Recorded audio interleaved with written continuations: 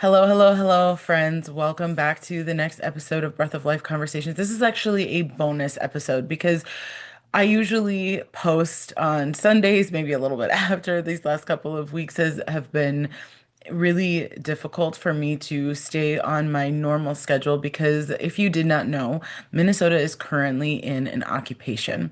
And what this means is that we have federal agents from Border Patrol, ICE, DHS, and other federal organizations that are here on the ground in mass number, taking people off of the streets, abducting them, kidnapping them, taking them, separating from their families.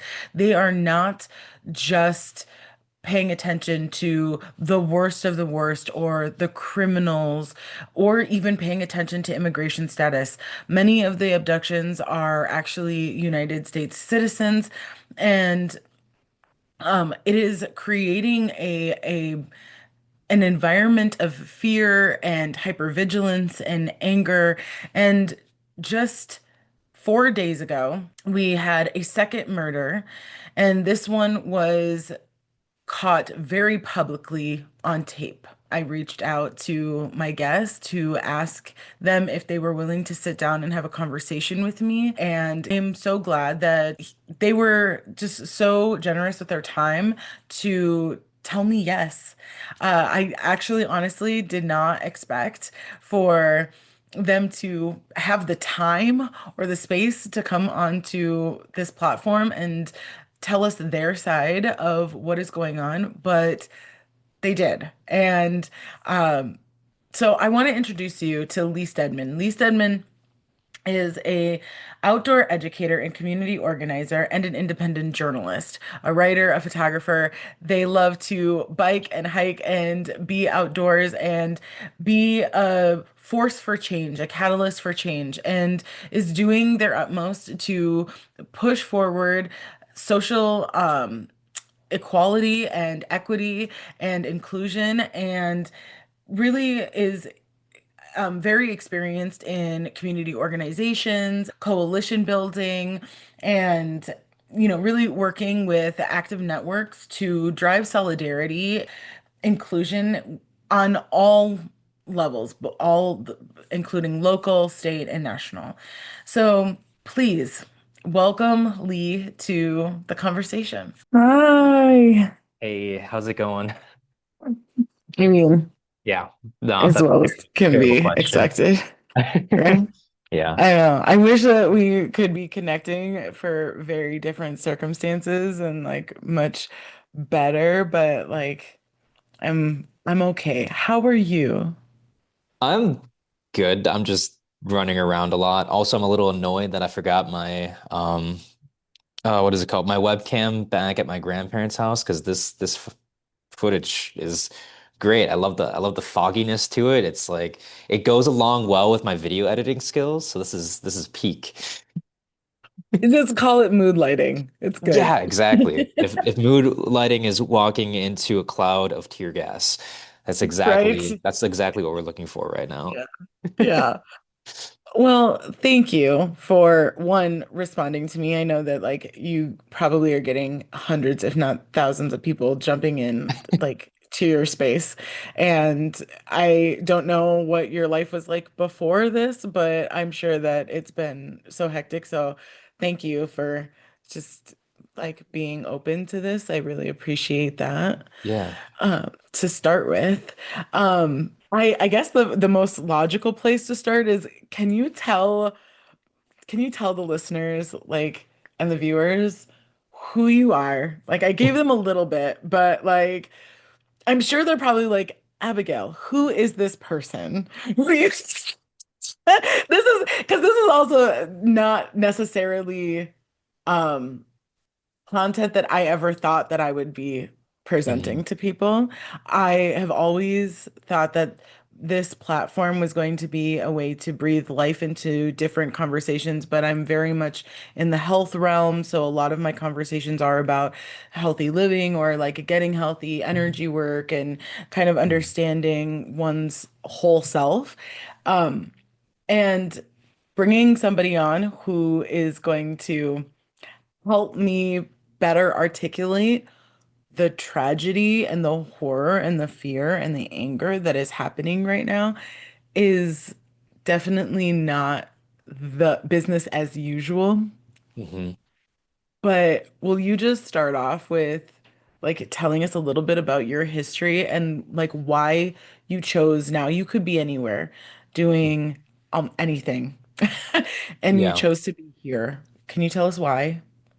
Yeah, and feel free to cut me off at any point in time because I'm really good at rambling when I start doing storytelling, which is why these 3-minute clips are so hard for me to work with while I'm trying to like figure out how to stick with the Instagram algorithm. Um, But I don't know, I guess walking backwards, like for me, the Twin Cities has always felt like a home. I'm not originally from Minnesota. I'm originally from Waukesha, Milwaukee, Wisconsin, but I've lived all over the country now in various capacities that I've worked in as a community organizer and an outdoor educator. But I mean, the best way to summarize myself in the current sphere is a community organizer turned into independent reporter who's now practically on the ground every waking moment of the day. And in the Twin Cities and the surrounding areas, trying to report on what's the historic events that are happening here. But um, going back to my background, I first got involved in community organizing and activism back in college. I went to the University of Wisconsin-Waukesha. I was supposed to go to the University of Wisconsin-Madison for archaeology and environmental science. I wanted to find a way to study the past and the relationship between the natural world and the human world, which shouldn't be separate, but in many ways has come to feel like that. And during that time, I became president of my campus's ecology club, which threw me into a world of becoming a climate organizer and environmental justice advocate. And during that time, the Dakota Access Pipeline protests were happening. And very similar to now, like I was watching all this footage come in, like live streams and just like coverage coming from people with their smartphones who were on the ground recording what was happening, all the atrocities. 50,000 people, 30 to 50,000 people all gathered in one place in North Dakota, faced up against like three private militias, a private surveillance company, pipeline security, local law enforcement, and federal agents, you know, and it's just like I couldn't believe what was happening. I was studying history and seeing patterns of what happened in the past happening again in the present, and it threw me to getting involved. And so did a whole supply run on my campus, got a bunch of people in the community and on campus involved and started organizing them together. It's like first time ever really acting as an organizer. And then went out to the Coax's pipeline protests and lived out there for a month and interacted with indigenous leaders and environmentalists and climate activists and civil rights leaders and UN representatives and independent journalists from all over the world. And it just kind of it threw me into this sphere of always needing to be involved in some capacity. And I took the lessons that I learned there, went back home to Wisconsin and pitched to my friends in the University of Wisconsin system this idea that we needed to build a new organization that focused on trying to mend the problems that we were seeing, which all these groups are advocating for the same things but refusing to work together. Like 10 different climate organizations that wouldn't share members or resources or anything. And we're like, okay, what can we learn from Standing Rock that we can apply here? And then that's when it hit me. It was this concept of solidarity. It was the idea of building coalitions and finding ways to not only focus on the intersectionality of environmental justice with systemic oppression, but also figuring out ways in order to just build organizational strength by focusing on, focusing on bettering our coordination and communication and collaboration between all the efforts that were happening in order to amplify the work that was being done on the ground and the trickle effect into like policy and into electing new candidates and into work that students are doing, work that environmentalists are doing, et cetera, et cetera. So anyways, that started off my whole journey, and then I got involved in labor organizing and issue advocacy organizing and a variety of different issues, and then jumped over into more campus organizing efforts, getting students involved in the electoral system, and then I was working on various different campaigns with political action committees, and then jumping back over into coalition building efforts. And that all led to me burning out and taking a break and becoming an outdoor educator and expedition guide and moving to the Twin Cities and making my home over near 28th and Pleasant, right near where Alex Pretti was just murdered, and kicked off a weird hybrid adventure between being a outdoor educator and expedition guide on one end and a community organizer and electoral organizer on the other end. And now somehow that's mended itself together in this um, series of tragic events that are happening here in Twin Cities of me becoming an independent reporter and trying to help use my organizing background to analyze what's happening and hopefully help inform people both in the state and outside of the state of what's happening. That's my background. Again, sorry for rambling a little bit, but No, thank you. And truly like I always find it really fascinating the onus for what gets people like you to like drop everything seemingly and be like, I'm gonna go. Like, I have never been that type of person. I want to be that type of person. I do. I do. I do. I'm a Virgo though. And like there's like steps and like things. And I'm like, I also am like a perfectionist and I hate doing things messy. And people like you, and I know many of them are just so good at saying, I don't know, I don't necessarily know everything.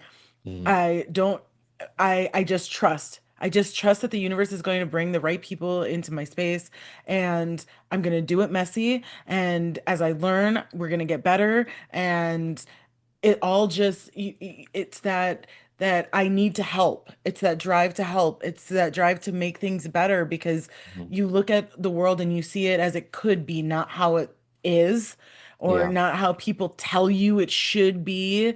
And I'm in awe. Truly, like I'm in just awe that like it all started with Standing Rock and you just were like, I'm in school, but Yeah. I'm dropping it and I'm going there and I'm going there for a month and I'm gonna learn and I have no idea what's gonna happen or how it's gonna work. And then it just, it just flowed Yeah. into what has become your life now. And like I can't help but think, like, thank God that you did. Thank God that you do because truly, honestly, you were probably the first, and I don't even know why, to be honest, like why your stuff came across my algorithm the way that it did. But I have since since I can't even say day one necessarily because it's so weird. I was just thinking back of like how long has ICE and CBP and DHS, how long have they actually been here?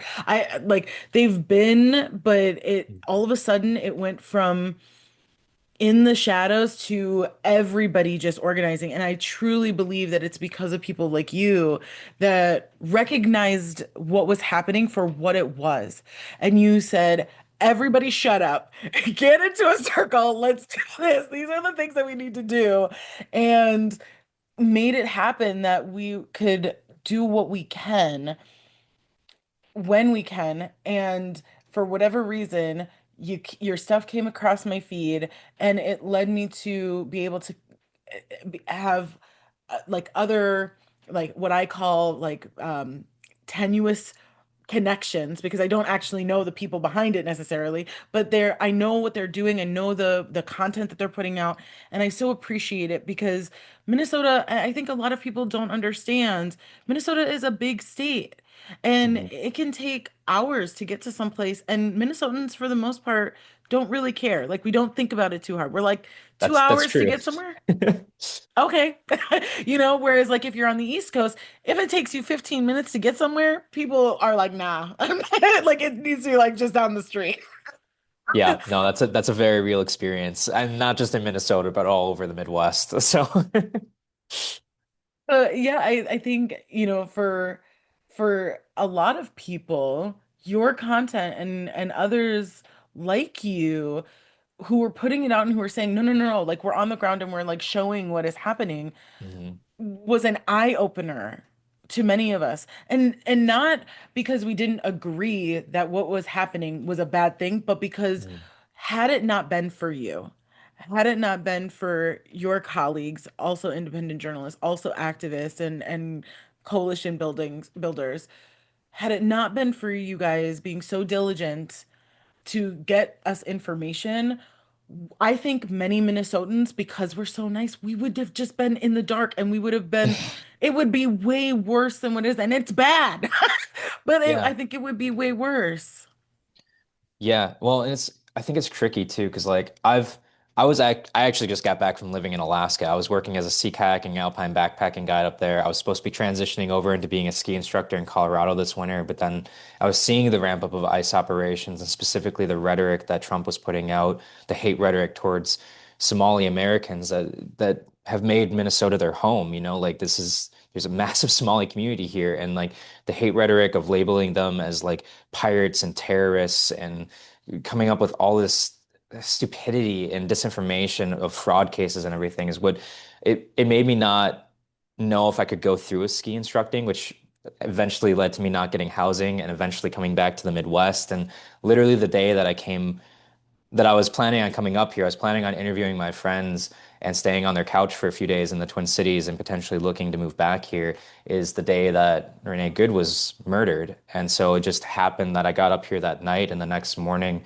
I jumped on the ground just analyzing everything and trying to talk about as much as I could see. But already, like ICE operations here have been bad, and they've been bad for a while. It's like for the last year, things have been happening, and it's not even necessarily that they were happening quietly. It's that just because it wasn't so blatant and the level of aggressiveness that was taking place, people didn't realize like what was truly happening here. There was a lot of community efforts that were coming together, both on the organizational side, but then also neighborhoods trying to come together in preliminary stages of forming rapid response groups and then fine-tuning that over the months leading up to Renee Good's murder. But it really was that the Renee Good's murder really acted as a catalyst in a lot of ways, and it's fortunate on one hand that it did at the time that it did, and it's also unfortunate because how many people, especially in the Hispanic and Somali neighborhood or communities, have been targeted prior to that moment that went completely overlooked because of it. Like that moment is what caused everything to escalate. That moment is what made Minnesota the epicenter for everything. That moment is what caused ICE to start aggressively adapting their own tactics and operations, and also the community to scale up at an exponential rate and now have like thousands of people as observers, like both in Hennepin and Ramsey counties, but like also outside of that area too. So it's just really cool because like even for me, like 10 years of organizing experience later, what I see from these rapid response groups, people naturally coming together in a decentralized way, organizing themselves in their own neighborhoods, with none of us knowing how to truly stop the current events that are happening, only knowing that we have to respond, and the only things that we can respond with is what uniquely we can bring to the table and can contribute. That's where the true movement is. That's where the true beauty and like what we're seeing here in response to these atrocities is. And like myself and others who have been trying to document and get the word out, we're a tool for the community. We're only bringing attention to what's happening because the real stories, the real struggles, the real heroes that hopefully all of the documentaries and stories that'll come out of this we'll talk about are the ones in the rapid response groups doing the mutual aid work, delivering groceries for families, putting together uh, pools of funding for subsidizing the cost of rent for families that can't go to work anymore because they're being targeted by racial profiling and otherwise just like the organizational efforts that have come together in order to try to help support those communities because organizations have maxed out at their capacity. Like this is very much neighborhoods responding naturally that is allowing us to be as successful as we are. And even that is like a catch-22 phrase, right? Because it's like there's so much happening so quickly, and every day we lose individuals, and every day we're able to stop some of what's happening. And so it's just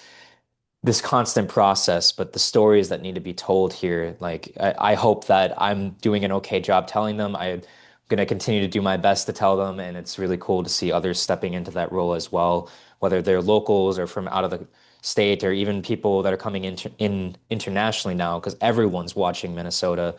Like it's my hope that we can prepare everyone else for what unfortunately will likely be ICE operations spreading into their own homes as well. So sorry, that was a little bit of a little bit of a tangent, No, but no. So you actually bring up a point that I wanted to ask your opinion on yeah. because of you being able to see so often so much what is going on. You're hearing about it. You're talking to individuals who have gone through the abductions, the kidnappings, whether they are regardless of status, right? Um, and you brought up like this is all the stuff that everybody is documenting is really going to be used, and the stories are going to be used. It's almost like a blueprint for other states when this starts happening to them. And I also agree. I think Mhm. we are just the testing ground. I think we're just the start of it, and it will not stop Mhm. here. And um, or will not stop here. And so my question to you is, what, in your opinion, does it look like from here? Like, obviously Minnesotans are going to continue to stand. We're going to continue to fight as hard and as Mhm. long as we can, um, regardless of when, you know, other states start to be massively affected in this way. And one of the things that I keep telling people is that people do not seem to understand how much more massive it is here than it is everywhere else. Because people Yeah. are like, yeah, ICE is in Florida, ICE is in California, ICE is in Texas, ICE is in many, many states. And I say yes, except for I said go to um this particular IG account, and they have a map with numbers of how many abductions are happening in each state. And just the other day, it showed 219 abductions from Minnesota as the highest, Yeah. and the next nearest two don't combined don't even equal out to Yeah. how many got taken from us. And so I was like, this is what people do not understand. So, in your opinion, what does it look like when you think about, yeah, we keep fighting here, but then like, what happens as this continues on? Think it's I think it's a complicated answer, and it's a complicated answer because a lot of people are looking at what's happening at face value. Like there's a lot of assumptions that all this is part of an effort in order to cause turmoil with the midterm elections and everything. But quite personally, as an organizer, and for those of us who study just the events of history in general, I think it goes beyond that. Like this isn't it. If you believe the national lines that are being put out, this is a deportation effort. If you believe the lines that are being put out by the Trump administration and by ICE and the DHS and the HSI and the CBP, it's an immigration. The focus is on immigration. It's not. This is an in every way seems to be an effort to specifically target Minnesota, where they think that because of what happened during George Floyd and the tension between the community here and law enforcement and the government, that they could manufacture a situation here volatile enough in hopes of creating some kind of violent act or response from the community in order to move into justifying the Insurrection Act and otherwise being able to use military personnel as a private police force to essentially squash any kind of suppression or opposition to the Trump administration and subsequently like the Heritage Foundation and their partners. Like this is all speculation, but like Of in course. right, but in a very Yeah, real way, it's like that's what major news companies want to focus on. That's going to be the line from politicians. That's going to be the line from those who literally operate as the systems of oppression. Like they want us to believe that this is about deportation. This is not. The reason why it's in Minnesota is because they want to manufacture a situation here. Like you look at that footage of what happened to Alex Pretti, and they took away the gun before they ever claimed that he had a gun. They shot him and immediately put out a statement saying that he was trying to assassinate ICE agents and that he was otherwise a domestic terrorist when every bit of evidence proves to the contrary, that this guy was a really good person who was trying to protect another observer next to him. Like clearly this goes beyond that. I think like there's a preparation for the immigration efforts that are going to happen in communities elsewhere, and there's a need for the communities in any part of the country to start preparing mutual aid networks, to start preparing rapid response teams, and quite frankly, replicating everything that's working here in the cities and should replicate everything that's working here in the cities and other parts of Minnesota. But I think the bigger thing we need to be looking for and preparing for is the fact that federal agencies are being weaponized as a private police force by the Trump administration in order to target anyone who would be an opponent. And we've seen this throughout history in other countries as dictators come to power, as authoritarian regimes take over, as militarization in the community happens. Like we have constantly been hypothesizing that this is a potential thing that could happen here in the US, and we're seeing now the curtains lift and it happening in real time. And like even if there's not enough documentation to prove what comes next, like the patterns show the direction that we're heading in.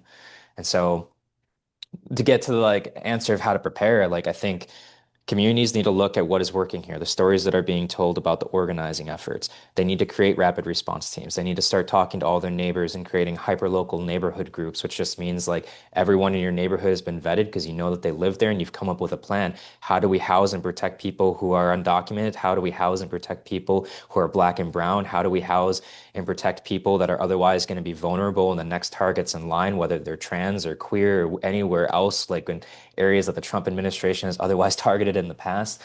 And how do we go and build mutual aid supplies ahead of time so we have food, we have funding, we have shelter, we have warm clothes, we have funds set aside for legal teams, and we've already contacted the ACLU and have talked to our state leadership and got our own attorney generals to be in line with us so that we can be reporting cases, documented cases of excessive use of force. Like that's how communities should start preparing.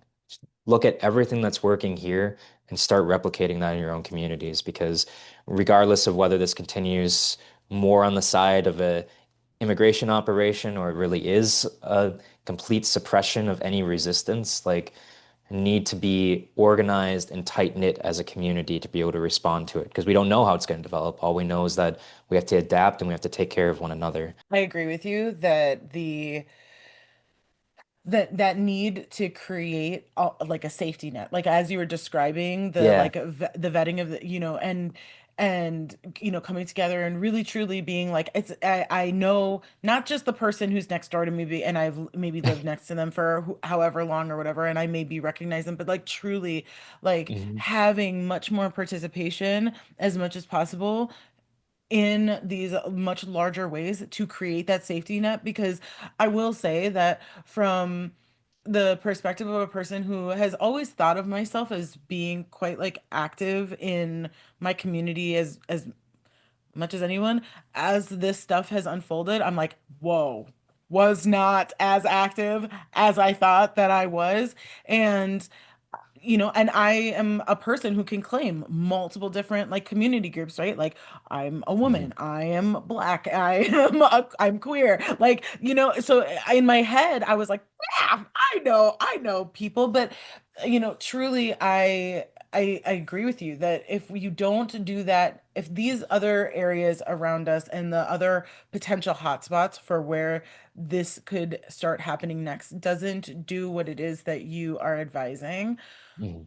truly it becomes harder. It becomes Yeah. harder when they're already there and they're starting to, I know you've mentioned multiple times in some of your content, like ICE and other federal groups have people have started to infiltrate some of these networks, and so it's Hmm. getting harder and harder for us, not impossible, but certainly harder to kind of get ahead of them and to try to stop things from happening. And so, Hmm. we talk to people or the stories are being told of, one um good outcome or a semi good outcome where we were able to scare ICE away. But even though we're saying, yeah, this one was good, in the back of our minds or at the forefront of our minds, even, we're like, yeah, and think about the three that we couldn't help, that we Yeah. couldn't stop because of whatever reason. And it's harder now to be somebody who comes into the game late,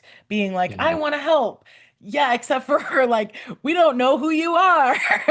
And so it's not that it's impossible, but I hope that if you're outside of Minnesota and you have the ability to really take in guys, listen, like take in what Lee is saying and start organizing now. Start figuring out what you've got going for you, because I promise you it's almost impossible later once the communities are built. It's really hard to try to jump in later and be like, oh, now I want to help. Well, It's just harder. Yeah. And that's honestly so well said. And at the same time, it's like with what's happening right now, we just need people to get involved. Like this, as all the horrors at the end of the day, like when things are at their worst, it's also the moment that we have a catalyst to be able to create the most effective systems of resilience. And like being able to respond to the situations by making your neighbors into friends, making your communities into movement spaces, making those movement spaces into cultural changes and paradigm shifts. Like we have the ability to not only be able to continue to combat against this and get people involved, but to completely change the way that we act as Americans going forward. For too long, we've been divided. For too long, we've been isolated. For too long, we've stopped interacting with our own neighborhoods. It's time for that to change. Like healing, part of the process of healing, part of the process of being able to dismantle systems of oppression is dismantling the impacts of it within our own communities and coming together and sharing and laughter and sharing an experience and getting involved, even if you are getting involved late, and even if it's a little awkward and a little hard because not everyone trusts you at first, the fact that you're getting involved now is the most important thing because we need you. We need everyone. We're not in this alone. And the moment we start feeling like we're alone, it becomes so much harder to get involved, which is why at no point during any of this process, now or in the future, because this is the beginning of the beginning for what's happening, like can you afford to feel alone? You are connected with so many people around you, and it's time for us to realize that we are at our strongest when the community is in solidarity and when we take care of one another. We are the people. We are what the country is supposed to represent, what the Declaration of Independence was written for. And regardless of how complicated the history of the US is and the fact that we've Absolutely. replicated those same systems of oppression here, especially towards our indigenous communities, like nothing changes until we change. And if we can get involved now, no matter how awkward or difficult it is, if you can get involved now, no matter how awkward or difficult it is, we need you now more than ever. And we can't wait for organizations to step in. We can't wait for someone to come and save us.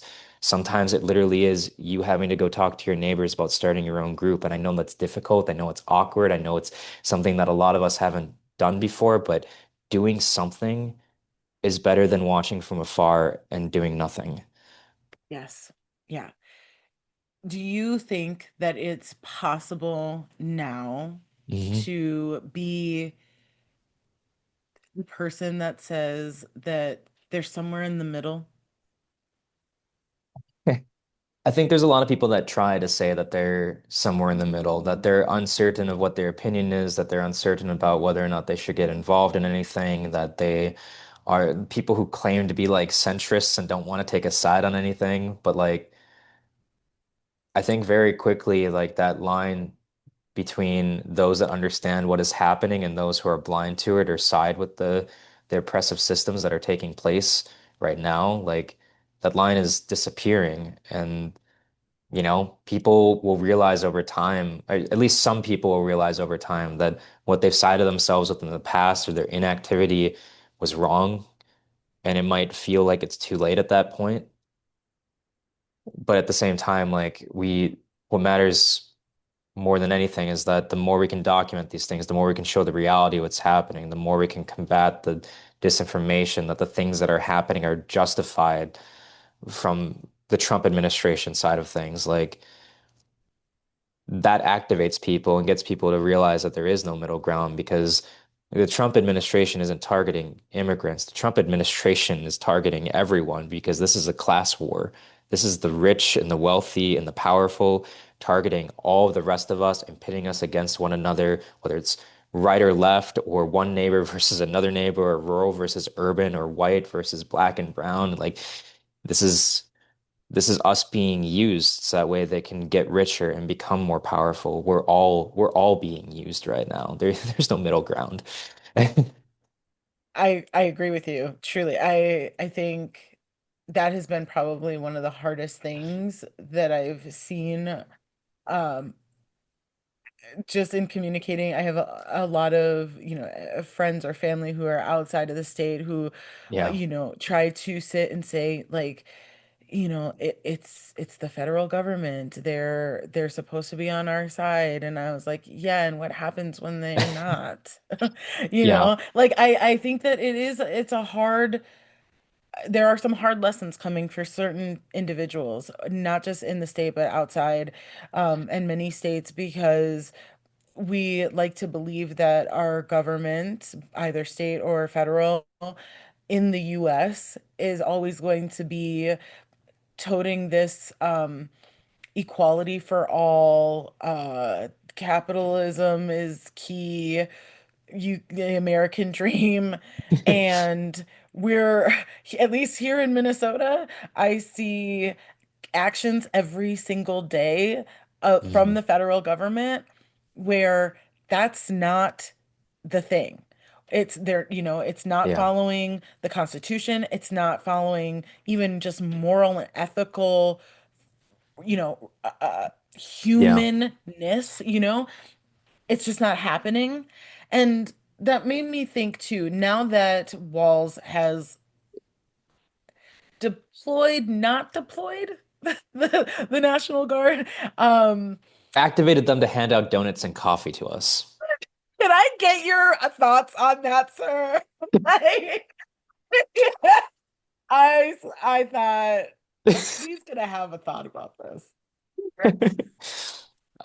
Yeah, I don't even know on it. I mean, the National Guard is being used as a barrier to go and try to keep us from interacting with ICE so people don't get harmed. But the fact that the only activation that we've seen has literally resulted in a perimeter around Alex Pretty's death and them handing out coffee and donuts is a is an illustration of a situation that I never thought I would actually see happening in the middle of all this. It's laughable. It truly is. Yeah. When the one video that I saw of a woman being like, "What are you guys doing here? Like, what's the deal?" And the gentleman said, "We're here handing out breakfast and we're here to help." And all I thought was, "Help who?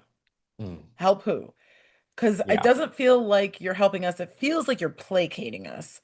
Like, thanks for the Dunkin', but like also, also though, like when shit starts hitting the fan, are you gonna be the ones that say what's right is right? And I took an oath to protecting the Constitution hmm as a participant of the military, or are you gonna fall in line with the rest of them going, we need to show some solidarity with the men and women in uniform, regardless of what that Yeah. uniform looks like? And I think that's a question that still hasn't been answered yet. I have a feeling, especially after Alex's murder, that the answer is coming Yeah. sooner rather than later. Well, that's the hard part of everything too. It's like it's really easy for there be to be a ton of frustration towards local and state law enforcement and towards the politicians here, but they're being used in all the same ways that we are. And I'm sure there's circles of law enforcement that side with the federal agencies and the Trump administration. They're probably getting led into those inner circles and getting information. But I've talked to so many law enforcement officers between state patrol, the sheriff's department, local police officers that don't know what's happening, that clearly don't like what's happening, that have literally framed it as, I'm going to be honest with you, but like these guys are using a federal playbook that none of us understand, and it seems to change every day. Like they're going off of completely different laws than what we actually follow, that it's hard because like both them and even like Frey and Walls, they all have their hands tied. The fear that I've heard from the politician side of things, this doesn't come directly from politicians, but from people that have been analyzing the situation, organizers, is that, and I agree with it personally, is that they're scared to physically put local or state law enforcement in a situation of having to physically get in the way of federal agents or attempting to arrest them or attempting to have to do anything in return to these agents in the way that they have done so upon the community, because that is another scenario where then Trump will come in and try to federalize things and create martial law. If the community creates violence, then Trump will enact the Insurrection Act. It's like everyone has their hands tied if we're looking at the legal systems, and so that's what makes it so difficult to maneuver. But it's laughable that the politicians that we do have still put out statements of trying to use local law enforcement to protect us, and then the best we get is National Guard coming out and handing out donuts and coffee. Like at the very least, like I feel like there's other things that we could use that could have been, you know, National Guard could have stepped in other ways. So Yes. Yeah, and I hear you too. And I've thought of that myself of, it's best not to have the state be the one to throw the first stone. yeah, Because like you said, it just gives ammo to the federal government to say, "Oh, look at them. Look at how they're rising up and we can't have that as yeah, a society nationally." So I do get that, and I feel for the politicians and the, police departments and things like that. And they're truly like overrun. They're it's 3 to 1, hmm, when we're looking at it from the police, um, the numbers of ICE or federal agents versus our state police yeah, departments and sheriffs and things like that. And it's just that I am sure alone is difficult. Um, it does make me have another question for you though yeah, of when it comes down to it for us as the citizens then. Um, there's been talk now, especially after Alex's murder, yeah, of different ways of resistance because I think there were a lot of individuals who were ready, to, hear the whistles, hear the honks, and to yeah, immediately step out of their doors, immediately start recording and all of that. And now, having watched a very brutal execution of somebody who was just trying to help and protect and was just a legal observer doing nothing wrong, um, I think now there are at least a few. I don't obviously know the exact statistic, but I would yeah, assume there's a few individuals who say, if that is what I'm risking, I yeah, can't. What would you say to them then, as far as I I would assume I don't mean to put words in your mouth, but yeah, I feel like I've watched enough of your content and at least know this much about you that you would say it's okay, nobody should be putting themselves into harm's way. But what is it that you would then, as a person who has spent a decade organizing and helping people find their personal ways of how they can resist and how they can yeah, help, what are some other ways that a person can continue to help and be a part of the resistance if they're truly afraid or have other reasons for not wanting to find themselves in between a federal agent and yeah. putting their body at risk? And that's such a good question because like when we look at ways in which people can get involved and it's not I've spent a lot of time over the years focusing heavily on the accessibility, both with how people can get involved and also in the other half of my career as an outdoor educator, how to get more people the accessibility to the natural world and other things that they need to be able to experience life and the ways that a lot of us who are a little bit more privileged are able to. And it's like anyone can be involved. You don't have to be a person out on the front lines. You don't have to be out there videotaping what's happening. You don't have to be out there being an observer and responder. The more people we have doing that, the more protection we have for one another because we show up together in solidarity. Those numbers are what stops them from being able to individually target any one of us. But there's always ways to get involved, whether it's writing into your local newspapers, writing to LTEs, doing interviews, helping go and fundraise. That way we have pool pools of funding together to help with like rent subsidies or being able to go and get mutual or donations, supplies for mutual aid efforts, or if it's getting involved in trying to do research and like figure out what hotels ICE agents are staying at, what areas in the country we're seeing them spread into, or even Minnesota, what areas we're seeing them spread into. Stepping in as an independent reporter like I have and being able to deliver information that people within your own community need to know and from a trusted source that they know personally. Like you could be an artist, you could be a musician, you could be a carpenter, you can be someone that works in tech. honestly, I don't even have all the answers because there's so many different ways to get involved. There's so many different ways for you to get involved.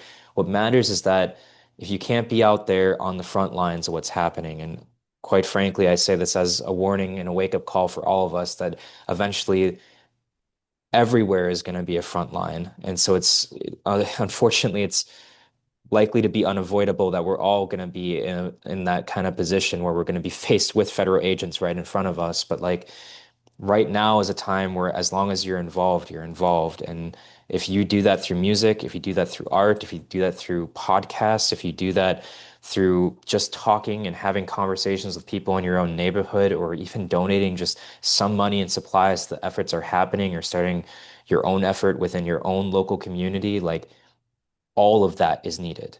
Everything that you can bring, whether it's been thought of or it hasn't been thought of yet, is needed. There was a lesson that I learned when I was at Standing Rock. Two lessons actually that I'll say. When I first got to the gates in the middle of this massive campground slash protest camp in the middle of North Dakota that just suddenly appeared after driving down federal highways, like get to the gate, walk up to the guards that are there. They ask you three things. They're like, do you have any weapons? No. Do you have any drugs? No. Do you have any alcohol? No. Then welcome home.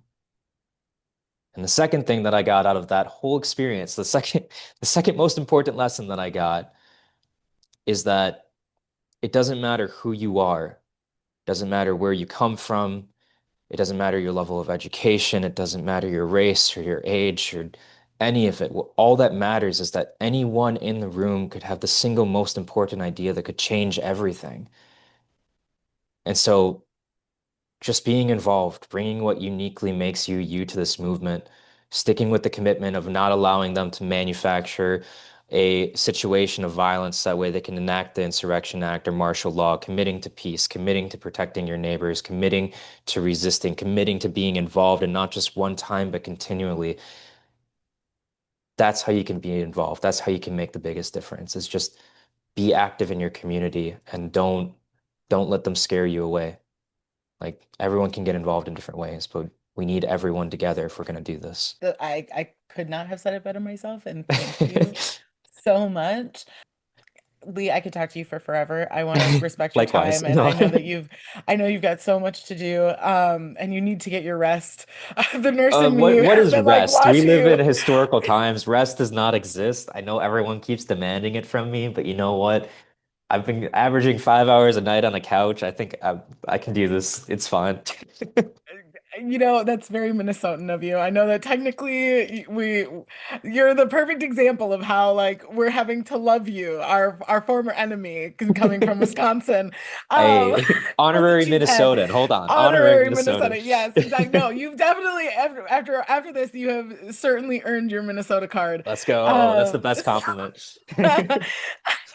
but no, seriously, the I now that we have had this connection, do not be surprised if I pull out the nurse card on you and in your DMs being like, Lee, you need to sleep. That's okay. I Um, that makes sense. um, truly, thank you for coming on and giving us your wisdom, and thank you for all of the work that you do. It is just it's more than I think there are words to be able to describe, and it's not just you, it's everyone. Um I recently just saw like what is today I was seeing what was going on with other independent journalists. I know that you saw it too, with Jaden Scott, and so please be careful Yeah. out there. You know, if they're brazen enough to come after one, they're brazen enough to come after us all, and I know you already know that, so I'm not telling you Yeah. anything you don't know. But thank you. Yeah, no, thank you to like I truly mean this to you and to everyone listening. Like, thank you for using your platform. Thank you for reaching out to me. Thank you to all the rapid responders. Thank you for everyone running mutual aid. Thank you to all of our street medics. Thank you to our organizers that are being on the ground nonstop. Thank you to all of our nurses that are stepping in and rescuing people that are, being let out of the facility or let out of the Whipple Federal Building. Like, it takes everyone, and I'm so grateful for how everyone has stepped in here. And there are people that are doing far more than I am, and I'm absolutely so grateful to every last one of you for what you've been able to do and helping during these trying times. And like, I'm going to keep trying to do my part to tell stories of what's going on here and get critical information out from an organizing perspective. But quite frankly, like, I really appreciate you for allowing me to talk to you like this. And I appreciate everyone who ends up listening to this for being involved in whatever capacity they're able to give, because I mean it when I say that turning communities into movement spaces is how we change the world. 100%. Guys, thank you so much for joining us and for listening to this episode of Breath of Life Conversations. Guys, as I mentioned before, is a bonus episode. You will see a for shits and giggles episode coming Sunday, as always. But but please, get this out, share it, comment, like, subscribe, all of the things, and follow Lee. I will make sure that all of the different things are down. I'm sure that he will be just oh so happy to see his inbox flood with Yeah. all of you joining and liking his content and sharing it and getting it out there. And guys, like Lee said, couldn't have said it better myself. However, that you feel like you can and feel like you should participate in this very specific moment in time. It's so necessary. It's so needed. And reach out to anyone or everyone if you have questions, if you have concerns, if you um, are trying to get involved in, and like Lee said, it may be awkward and it might be weird at first, but you got to do it. You got to do it. So thank you, thank you, thank you. And we will see you next time on the next Breath of Life Conversations. Bye, y'all.